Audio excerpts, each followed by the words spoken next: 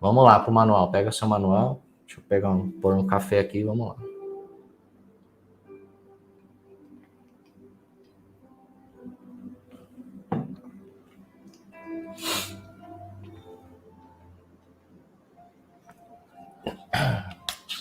MCASP, página 412. Eu deixei essa parte aqui para a gente ler a partir de hoje, né? A gente está lendo. Nós terminamos aqui, lemos os conceitos, definições sobre os benefícios, né? Benefícios de plano definido, custo de benefício. Então, foi uma leitura bem árida para mim, confesso. Talvez para alguns de vocês tenha sido mais simples. Para mim, foi uma leitura bem árida, assim, bem difícil.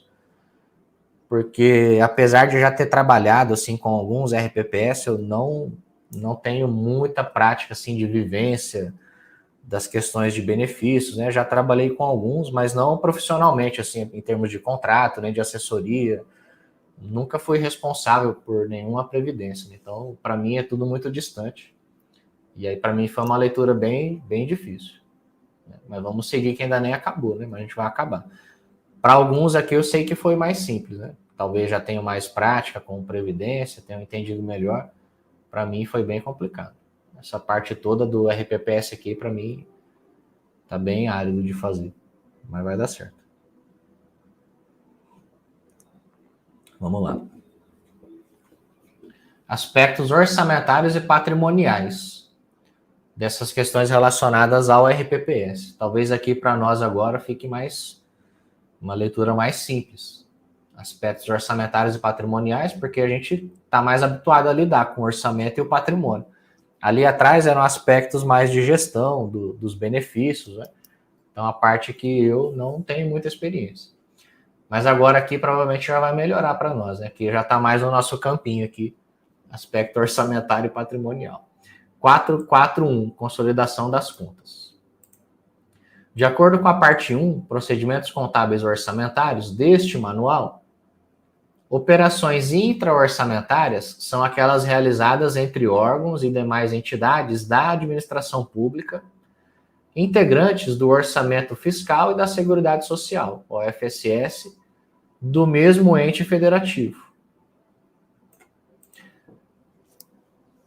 Então, de acordo com a parte 1, que a gente já leu lá atrás, operações intra-orçamentárias, tá bom? Intra-orçamentárias, operações orçamentárias que ocorrem, elas são realizadas entre órgãos e entidades, entre órgãos e demais entidades da administração. Então, ocorre entre órgãos e entidades que são da administração pública, integrantes do orçamento fiscal e da Seguridade Social do mesmo ente.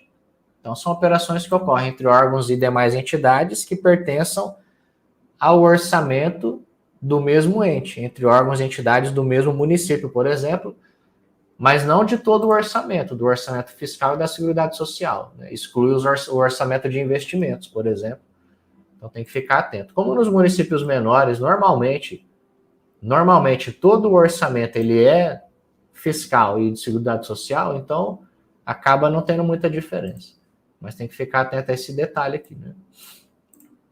Por isso, não representam novas entradas de recursos nos cofres públicos do ente, mas apenas movimentação de recursos entre os seus órgãos. Como uma operação entre órgãos ela está dentro do próprio orçamento, então não representa uma nova entrada de dinheiro, né? O dinheiro já entrou inicialmente através de algum imposto, de algum tributo, de alguma outra arrecadação, e agora essa operação é uma troca de recursos entre órgãos do mesmo orçamento. Essa é uma característica das transações intra-orçamentárias.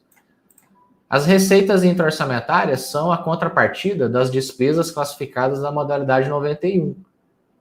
Aplicação direta decorrente de operações entre órgãos, fundos e entidades integrantes do orçamento fiscal e do orçamento da Seguridade Social, que devidamente identificadas possibilitam a anulação do efeito da dupla contagem na consolidação das contas governamentais.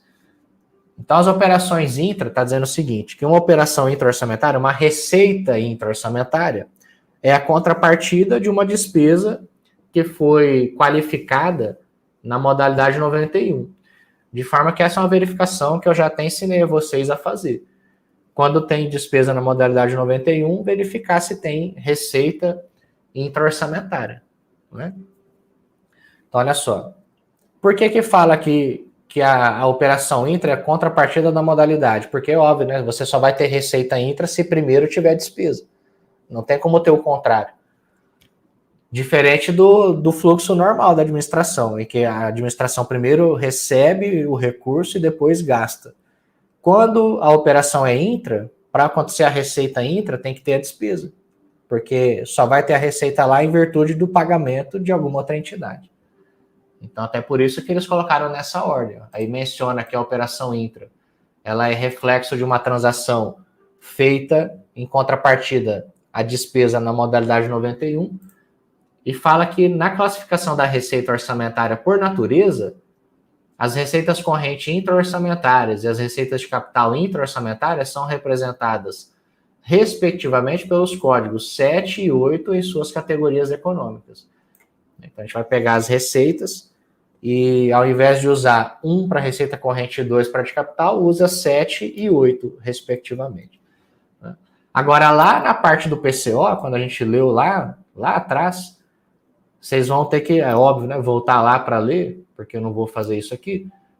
Mas existem também, né, não é qualquer tipo de transação que é classificado na modalidade 91.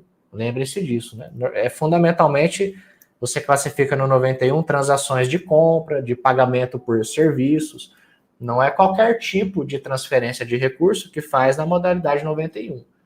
Né? Vou citar um exemplo aqui. Você faz transferência de duodécimo para a Câmara, da Prefeitura para a Câmara. A transferência de duodécimo, apesar de ser um dinheiro que sai de um e entra no outro órgão, não é feito por despesa.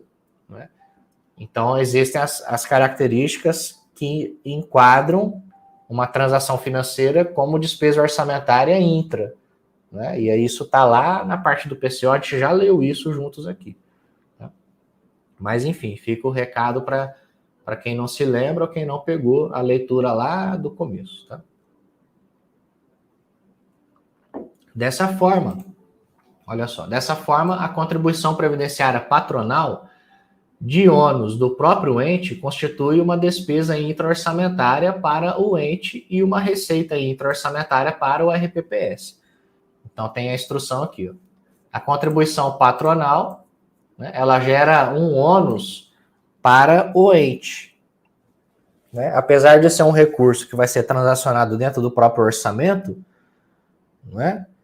Não é uma receita nova, assim, lá para o RPPS que veio de fora, não aumentou o cofre público, mas gera um ônus, gera uma despesa para o ente pagador.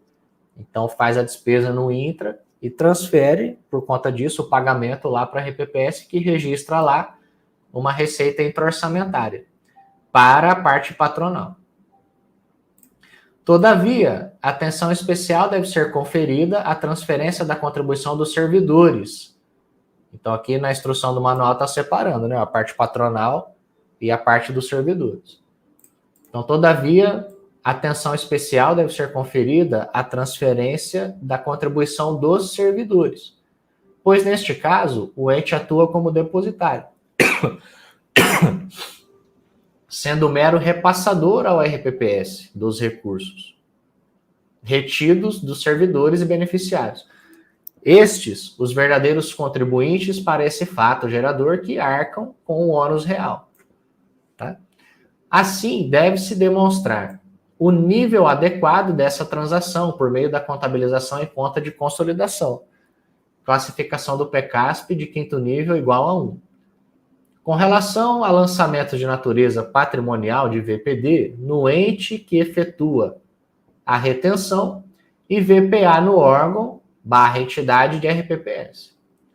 Os demais lançamentos patrimoniais de ativo e passivo devem demonstrar a relação intra-orçamentária entre o ente e o órgão / entidade de RPPS para repasse desses recursos retidos dos servidores e beneficiários.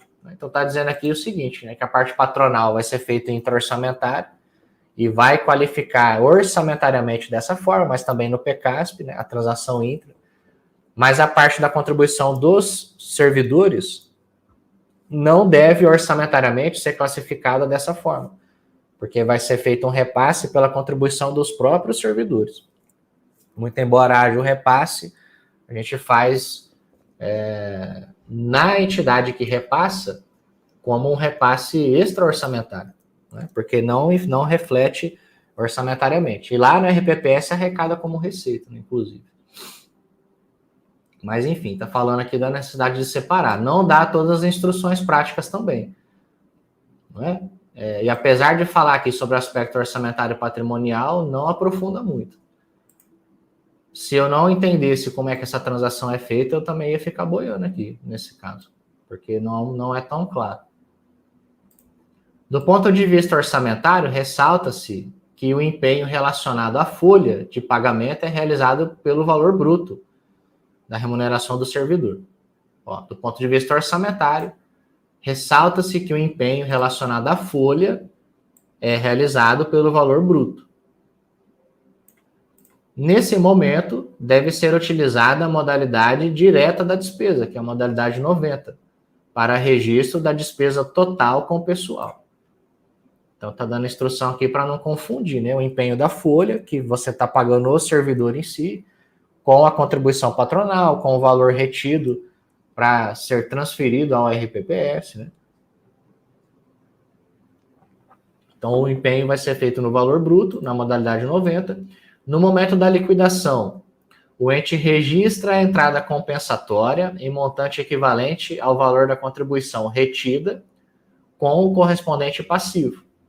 Então, no momento da liquidação, o ente que está fazendo o pagamento retém a contribuição do servidor, aí ela fica retida, gera o valor da obrigação no passivo, com uma transação extra, né, uma retenção.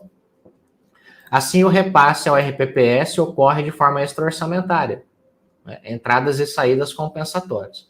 Aí aqui o manual terminou de dar a instrução sobre o formato da transação financeira, dizendo, olha, essa transação financeira de retenção, de pagamento, essa transação financeira não vai ocorrer de forma orçamentária, mas extra-orçamentária. De forma que é interessante até a gente aprender a separar, né, o que é orçamento e o que é financeiro. Porque tem muita transação que acontece, naturalmente, financeiramente, mas nem toda transação financeira ela é orçamentária. Né? Muitas vezes ela é extra-orçamentária, ocorre por interferências financeiras e por aí vai. Né? Para fins do MCASP, quando não é orçamentário, é extra-orçamentário. Né? Ponto. Mas, enfim, é importante a gente entender também essa questão, né? Financeira e orçamentária. Então, o repasse ele vai ocorrer de forma extra-orçamentária, entradas e saídas compensatórias, não havendo registro de nova despesa orçamentária no ente repassador, quanto à contribuição previdenciária que é do servidor. Né? Então, depois tem a parte orçamentária do patronal, que é um ônus para a entidade. Mas a parte que é do servidor, não, porque a contribuição é do próprio servidor. Sábado passado, a gente fez a aula com o pessoal do contador de valor, né? A maioria de vocês que estão aqui é do contador de valor, né? E nós fizemos a aula sobre a contabilização das retenções. E lembra que a gente fez dessa forma, né? O exercício, ó. A despesa bruta, a gente fez lá o empenho, a liquidação, o pagamento, a gente dá a saída da despesa bruta e as contabilizações dessa forma. E a retenção, a gente faz o registro extra, lembra? E aí faz depois o pagamento. Então, é o que está falando aqui, ó, né? De forma associada aqui, de forma mais profunda, ao exemplo da própria previdência própria aqui do RPPS. No órgão/entidade de RPPS, recebedor, que é o ente que recebe, deve-se utilizar a categoria econômica aplicável às receitas orçamentárias em geral. Olha só. O inventário de natureza da receita, categoria econômica 1. Então, lá no RPPS, a receita do servidor ela é arrecadada como receita corrente. Porque ela é receita da entidade, é receita da contribuição do próprio servidor. Ela só é extra-orçamentária no ente que retém e paga. Então, isso é outro cuidado. Para você não confundir a receita que é intra-orçamentária. Eu já vi, outro dia veio até um colega que estava com um erro nisso aqui para falar comigo. Que estava, se eu não me engano, estava registrando tudo como intra-orçamentário. A contribuição do segurado, a contribuição do patronal, estava fazendo tudo como intra, se eu não me engano. Não é? Mas, de qualquer forma, é um cuidado que tem que tomar. Né? A contribuição do servidor na receita corrente, a contribuição patronal na receita intra, tá? Nessas transações aqui, do ente pagador com o RPPS. A compensação previdenciária entre regimes não constitui uma operação intra orçamentária. Ó, a compensação previdenciária entre regimes não constitui operação intra, uma vez que as entidades pertencem a orçamentos fiscais e da Seguridade Social distintos, com exceção da compensação previdenciária entre o regime geral e o RPPS da União, caso este venha a ser criado. Tá? Reserva orçamentária do RPPS. Caso as receitas previstas, 442, reserva orçamentária do RPPS. Caso as receitas previstas ultrapassem as despesas fixadas para o RPPS, gerando um superávit orçamentário, este constituirá a reserva orçamentária do RPPS, destinada a garantir desembolsos do RPPS em exercícios futuros. Então, isso aqui é outra coisa que tem muito município que às vezes não constitui. A reserva orçamentária do RPPS, que serve para esse propósito, né? Quando você pega a entidade do RPPS, ela tem lá mais receitas do que despesas orçamentárias. E aí você equaliza o orçamento da Previdência constituído uma reserva orçamentária, de forma que na consolidação do orçamento não pareça que esse superávit orçamentário do RPPS possa ser utilizado, né, como despesa em outros órgãos da administração. Né? E é importante constituir essa reserva orçamentária, principalmente para que o município não incorra nesse erro orçamentário de achar que o superávit que o RPPS tem ali pode ser equalizado de alguma forma, pode ser utilizado como despesa em outro órgão. Então é um cuidado que tem que ter. Nem sempre os orçamentos da Previdência têm a reserva orçamentária do RPPS. Ressalta-se que não se trata de uma reserva contábil, como uma reserva legal ou uma reserva de lucros. Não é isso.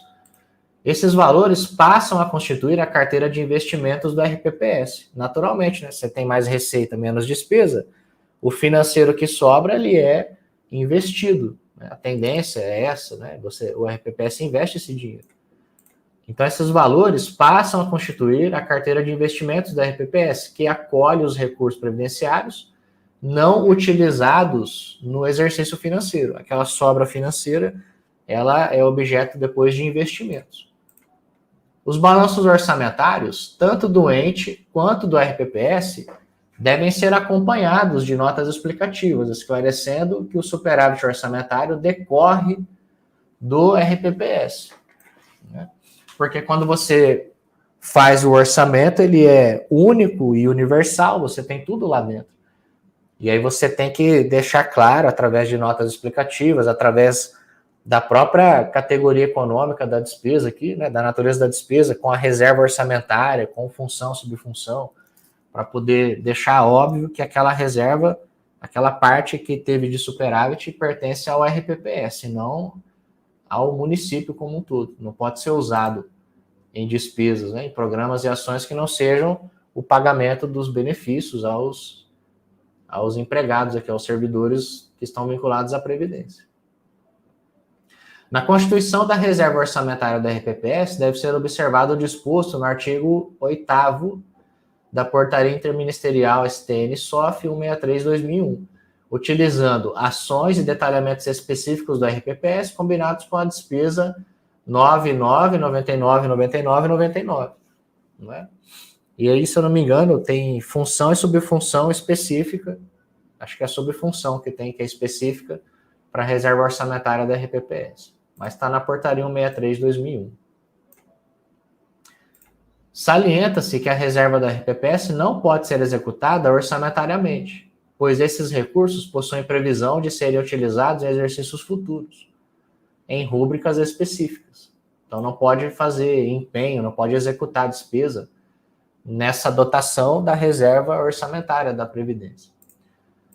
Da forma como está prevista, serve somente para a elaboração das respectivas leis orçamentárias, quando as receitas previstas compõem montante maior que as despesas fixadas, ocasionando um superávit orçamentário. Essa diferença é representada pela reserva orçamentária da RPPS e servirá de fonte de recursos para custeio das despesas previdenciárias respectivas em exercícios futuros.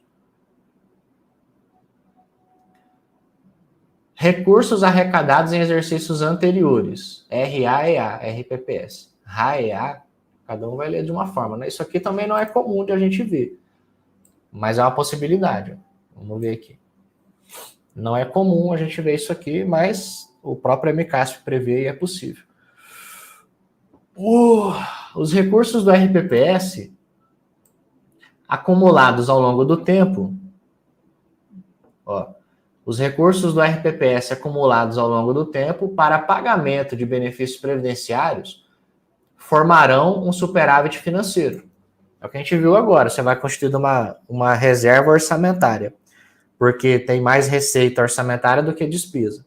E, naturalmente, que se você tem um superávit orçamentário, a tendência é você ter um superávit financeiro. É uma tendência, porque, olha, se orçamentariamente eu estou economizando, eu vou gerando superávit financeiro em decorrência desse superávit orçamentário. É óbvio que quando a gente olha para superávit financeiro, não dá para determinar nem fazer um vínculo muito técnico de dizer assim, ó, se eu tenho superávit orçamentário nesse ano, eu vou ter superávit financeiro, porque eles são coisas distintas. Eu sei que tem muita gente, e talvez eu já tenha até passado por isso, não me lembro, que confunde resultado orçamentário com resultado financeiro, são coisas diferentes. Uma coisa puxa a outra, mas tecnicamente eles são apurados de forma distinta. E a tendência é que se você tem superávit orçamentário, a tendência é que você gere um resultado positivo, até um superávit financeiro. Mas é uma tendência, né? Então, o que está dizendo aqui é o seguinte, que os recursos do RPPS acumulados ao longo do tempo para pagamento de benefícios previdenciários formarão um superávit financeiro, porque essa é uma tendência, que será utilizado quando as receitas orçamentárias do exercício não forem suficientes para cobrir todos os benefícios devidos no ano. Então, para que você faz a reserva orçamentária? Para economizar dinheiro, pega o dinheiro e investe. Vai chegar um momento em que as despesas do RPPS elas vão ser maiores do que a receita do ano. E aí vai ser a hora que você vai usar esse recurso financeiro para pagar. Né? É a própria situação que é demonstrada nas projeções atuariais. E aí, nesses casos, as leis orçamentárias poderão utilizar a rúbrica de natureza de receita 999 para você poder fechar o orçamento daquele ano. Né? Então, da mesma forma como a gente usou a reserva orçamentária para equilibrar o orçamento da Previdência, deixar equilibrado, equalizado, né, 0 a 0, vai chegar uma hora em que a despesa vai ser maior que a receita, e você vai criar uma receita 999, contando que esse recurso de exercícios anteriores foram arrecadados para equalizar também o orçamento da Previdência e não prejudicar o orçamento do ente como um todo. Da mesma forma, é débito e crédito, né? Da mesma forma que fez para a despesa, faz aqui com a receita para trazer esse equilíbrio. Segundo previstos na portaria interministerial STN-SOF 163 de 2001, a fim de demonstrar a utilização de reserva constituída em exercícios anteriores para a cobertura do déficit do exercício corrente.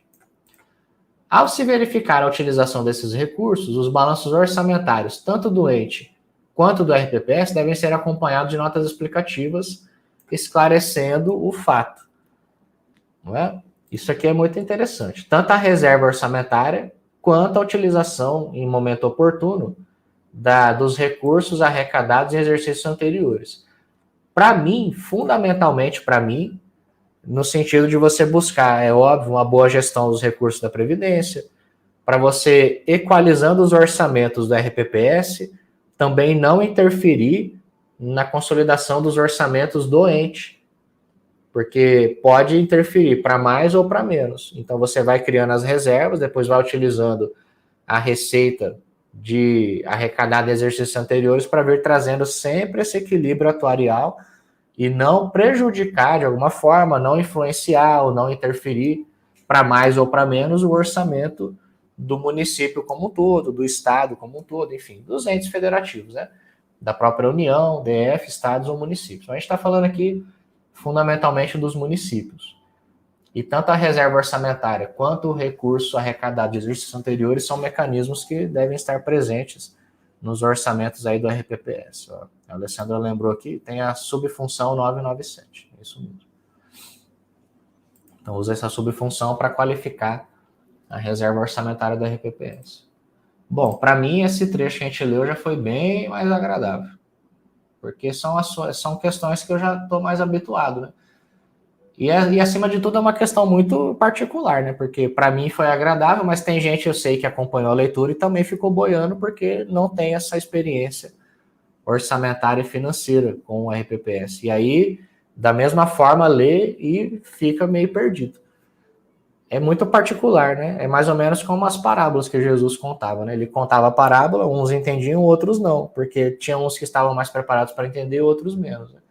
Do mesmo jeito que nos últimos dias eu li aquela parte dos benefícios e fiquei perdido, e outras pessoas entenderam, agora eu li essa parte, eu entendi, e tem outras pessoas que, ao contrário, ficaram mais perdidas e vice-versa, né? Mas a gente vai desenrolando assim, de forma que nós vamos lendo aqui juntos e vão avançando. De qualquer forma, sempre é aprendizado, né?